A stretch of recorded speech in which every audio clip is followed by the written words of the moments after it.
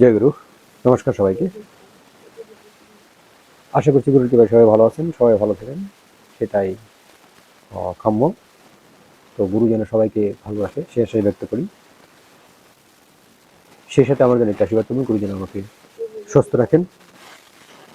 তো আপনারা যারা আমার চ্যানেলে দীর্ঘদিন যাবত আছেন, দীর্ঘদিন যাবত জুড়ে আছেন, আপনাদের কাছে আমি কৃতজ্ঞ। যারা নতুন আছেন আপনাদের কাছেও কৃতজ্ঞ। আপনারা জানেন আমার লাইভ ক্লাস আছে, ওদিকে আমার মানে কাজটা একটু বেশি পড়ে লাইভ ক্লাসের দিকে। তো সেই লাইভ ক্লাসে কয়েকটা কোর্স আছে, যেখানে সর্বদাই বিজ্ঞান আছে, মানে ড্রোন সাধনা, ডাইমেনশন মানে চক্র সাধনা, যন্ত্রতন্ত্র। তার পরবর্তীতে আছে হায়ার মেডিটেশন, যেখানে ক্রিয়াযোগ এবং শ্রীবিদ্যাও আছে। তো যারা এই কোর্স করতে চান, এই ক্লাস করতে চান, আমার সাথে সম্পর্ক করে নেবেন। ডিসক্রিপশনে নাম্বার দেওয়া আছে, ফেসবুক পেজের লিঙ্কও আছে, সেখান থেকে আমার সাথে যোগাযোগ করে নেবেন। তো যাই হোক, আমাকে আমি আজকে একটা বিষয় বলবো, সেটা খুবই ইম্পর্টেন্ট, বিদ্যার ব্যাপারে একটা বিষয় বলবো। তো এটা এই যে রানিং মাঘ মাস, এই এই মাঘ মাসে এই ক্রিয়াটা করতে হয়। তো এর জন্য আমি চিন্তা করলাম যে এটা দেওয়া প্রয়োজন, সেটা আমি দিচ্ছি। তো আমরা সবাই যে লক্ষ্মীর বিষয় আছে তার পিছনে থাকি, বাট কখনো বিদ্যার পিছনে ধ্যান দেয় না। এটা হচ্ছে আমাদের একটা নর্মাল প্রবলেম, বিদ্যার পিছনে কখনো ধ্যান দেয় না। তো একটা বিষয় খেয়াল করেন, যদি আপনি মানে সরস্বতী জ্ঞান অর্জন করেন, আপনার কাছে কিন্তু সব কিছু চলে আসলো, শক্তি চলে আসলো, লক্ষ্মী চলে আসলো, এবং জ্ঞানও চলে আসলো।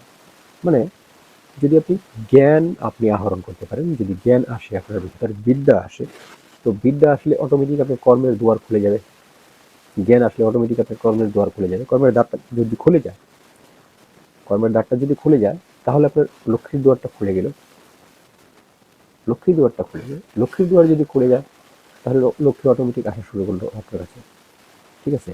আর যখন জ্ঞান আসবে, তখন আপনার শক্তিও আসবে। কারণ লক্ষ্মী আসছে, অর্থ আসছে, অর্থ তো একটা এনার্জি। তো শক্তি আসলো, আবার জ্ঞান একটা এনার্জি, সেই শক্তিও আসলো। জ্ঞান একটা এনার্জি, আপনার জ্ঞান যদি হায়ার লেভেলে চলে যায়, তাহলে আপনি অটোমেটিক শক্তি আপনার চলে আসবে। যদি আপনি এরকম কোনো জ্ঞানী ব্যক্তি হয়ে যান, ধরেন একটা বিশাল সায়েন্টিস্ট হয়ে গেলেন, ঠিক আছে, তাহলে অর্থ তো আসবে আসবে, সাথে আপনার সিকিউরিটি দেওয়ার জন্য যে শক্তি, সেটাও আপনার চলে আসবে। তো আমরা কখনো এই জিনিসটা লক্ষ্য দিই না যে আসলে যদি আমরা মানে বিভিন্ন বিভিন্ন জিনিস সাধনা করি, যদি সরস্বতী সাধনা করি, তাহলে আমার জ্ঞান আসতেছে, আমার লক্ষ্মী আসতেছে, আমার শক্তি আসতেছে, বিদ্যা, বুদ্ধি, শক্তি, লক্ষ্মী সব কিছুই আসতেছে। তো আমার মনে হয় যে বিভিন্ন মানে এত কিছু না করে যদি কেউ সরস্বতী সাধনাটা করেন, তাহলে তার সকল ক্ষেত্রেই উন্নতি হবে। এটা আমার দৃঢ় বিশ্বাস। ঠিক আছে? সকল ক্ষেত্রেই উন্নতি হবে। তো সেই ক্ষেত্রে আমি একটা বলবো, তো আজকে আমি একটা বিদ্যাবুদ্ধির আজকে একটা আমি তন্ত্র বলবো, সেটা তো ঠিক আছে, কিন্তু আরেকটা জিনিস বলবো, যদি কেউ নীল সরস্বতী মন্ত্র, মানে সিদ্ধ নীল সরস্বতী মন্ত্র, সেটা সংগ্রহ করতে পারে, সেটা সেটা আপনারা জপুন। কিংবা নীল সরস্বতীর যে মানে পুজো অর্চনার যে প্রক্রিয়া, সেটা যদি করে নেন, সাধনা করার যে প্রক্রিয়া, সেটা যদি করেন, তাহলে আরো বেশি ভালো। ঠিক আছে? তাই নীল সরস্বতীর মন্ত্র, সেটা সংগ্রহ করে আপনি জপ করতে থাকুন, অটোমেটিক আপনি জ্ঞানী হয়ে যাবেন। আর নীল সরস্বতী মন্ত্র যারা সিঙ্গার, যারা গায়ক, তারা যদি করেন, তাহলে আপনাদের আরো আরো অনেক ডেভেলপ হবে। ঠিক আছে? এই তো গেল, যারা তারা সাধনা করতে পারবে, নীল সরস্বতীর মন্ত্র সংগ্রহ করে সেটাকে সাধনা করুন, সেটা আপনার জীবনে অনেক অনেক অনেক কল্যাণ বয়ে আনবে। এই তো গেল বিষয়। এখন তো আরেকটা বিষয়, যেটা আমি এই তন্ত্রের দ্বারা কিভাবে এই বিদ্যা বুদ্ধি মানে সরস্বতী জ্ঞান অর্জন করা যায়, সরস্বতীর জ্ঞান অর্জন করা যায়, সেই ব্যাপারে আমি আজকে একটা ইম্পর্টেন্ট জিনিস বলবো। মানে অপার বিদ্যা বুদ্ধি প্রাপ্তি হেতু কি করণীয়, সেটা আমি বলবো। এটা আমার আর পূর্বেই বলা প্রয়োজন ছিল, তারপর সমস্যা নেই, আরো বেশ কয়েকদিন সময় আছে, 8-10 দিন সময় আছে এটা করার জন্য। আপনারা অনায়াসে এটা করতে পারবেন এবং করেন। এটা কোনো মানে বড় মানে বড় কোনো বিষয় নয়, এটা ছোট ছোট একটা বিষয়, কিন্তু বিশাল ধামাকা। ছোট বিষয় বিশাল ধামাকা, এটা আপনি করবেন। এটা কি হলো, এই যে রানিং মাঘ মাস, এখন তো মাঘ মাস চলতেছে, এই রানিং মাঘ মাসে এখন শুক্লাপক্ষ চলতেছে, কৃষ্ণপক্ষে, মাঘ মাসের কৃষ্ণপক্ষে, ঠিক আছে, আপনি কি করেন, মানে যেদিন অষ্টমী তিথি, কৃষ্ণপক্ষের অষ্টমী তিথি এবং পূর্বাষাঢ় নক্ষত্র, কি বললাম, মাঘ মাসের কৃষ্ণপক্ষের অষ্টমী তিথি, পূর্বাষাঢ় নক্ষত্র, যেদিন পূর্বাষাঢ় নক্ষত্র হবে, ঠিক আছে, ওই দিন রাত 12টার সময়, রাত 12টার সময় রক্তচন্দনের কালি দিয়ে, রক্তচন্দন আপনারা চেনেন, রক্তচন্দনের কালি দিয়ে, ঠিক আছে, এবং আনারের কলম মানে ডালিমের কলম দিয়ে, ঠিক আছে, ডালিমের কলম, আপনার কি লাগবে, রক্তচন্দন লাগবে এবং ডালিমের কলম লাগবে, ঠিক আছে।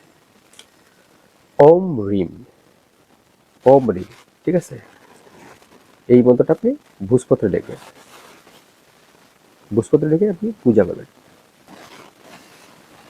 ভূজপত্র লিখে আপনি কি করবেন, পূজা করবেন, এবং এটা তারপর বলছিল আপনি পূজাস্থানে রেখে দেবেন, ভূজপত্রে লিখে আপনি পূজা করবেন এবং পরবর্তীতে আপনি এটাকে পূজস্থানে রেখে দেবেন। তো এই ক্রিয়া করার সময় আপনি যখন এই ক্রিয়াটা করবেন, এই ক্রিয়া করার সময় আপনি কোনো কথাবার্তা বলবেন না, ঠিক আছে। একবার আপনি যখন ক্রিয়া করতে যাবেন তখন বের হবেন না, শুদ্ধ চিত্ত শুদ্ধভাবে আপনি এই ক্রিয়া করবেন। মোট কথা যখন আপনি আপনি রক্তচন্দন নিলেন, কলম নিলেন, এই রক্তচন্দন কলম নেওয়ার পরবর্তী যখন আপনি ভোজপত্রে লেখা শুরু করবেন, ঠিক আছে, ভোজপত্রে লেখা শুরু করবেন, আনটিল শেষ হওয়ার পূর্ব মুহূর্ত পর্যন্ত আপনি কথা বলবেন না। লিখতে হবে কবার, এখন ভোজপত্র আপনি কবার লিখবেন, অনলি ওয়ান টাইমস, ভোজপত্রটা যাতে ছেঁড়া ফাটা না হয়, ভোজপত্র যাতে 100% অথেন্টিক হয়, এটা খেয়াল রাখতে হবে। আপনি ছেঁড়া ফাটা ভোজপত্র বা কাটা ভোজপত্র নিয়ে নিলেন, সেটার মধ্যে কিন্তু আপনি করবেন না, একটা ভালো মানের ভোজপত্র নিয়ে নেবেন যেটা ছেঁড়া ফাটা না হয়। তো এটা নিয়ে আপনি পূজাস্থলে রেখে দেবেন, কাজ শেষ, পূজাস্থলে রেখেছেন। এরপরের দিন সবসময় আপনি ওটার সামনে যাবেন, পূজাস্থলে যাবেন, ওটার সামনে যাবেন, যাওয়ার পরবর্তী প্রতিদিন এটাকে পুজো করবেন, প্রতিদিন আপনি এটাকে পুজো করবেন, ঠিক আছে, প্রতিদিন পুজো করবেন। তো এটা করলে আপনি কী হবে, আপনার যে বিদ্যা বুদ্ধি সেটা কিন্তু বৃদ্ধি হবে। এটা কিন্তু একটা প্রক্রিয়া, এটা কিন্তু সেই সরস্বতীর মন্ত্র না। আবার অনেকে কমেন্টস করবেন যে এটা তো সরস্বতীর মন্ত্র না, ঠিক আছে, এটা সরস্বতীর মন্ত্র না ঠিক, কিন্তু আপনি এই নক্ষত্রের ক্রিয়ার দরুন,